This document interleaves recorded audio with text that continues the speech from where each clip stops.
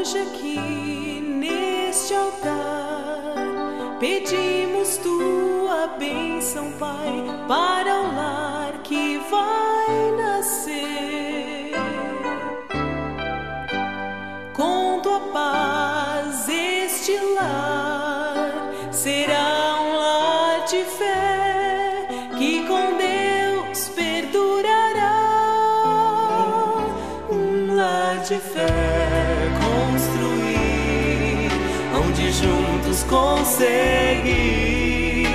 que nada poderá vir derrubar. Com Cristo vão crescer para o mundo mostrar. Bom é o lar com Jesus.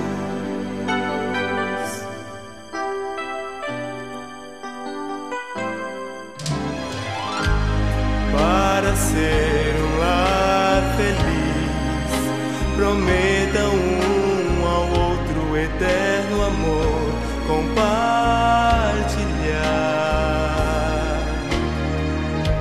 Sendo assim neste lar, que habite a paz do céu, refletindo o amor de Deus.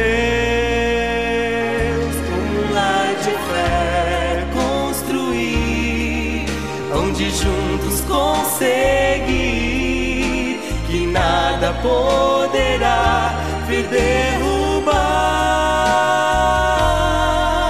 Com Cristo vão crescer para o mundo mostrar. Bom é o lar com Jesus. Um lar de fé construir, onde juntos conseguir,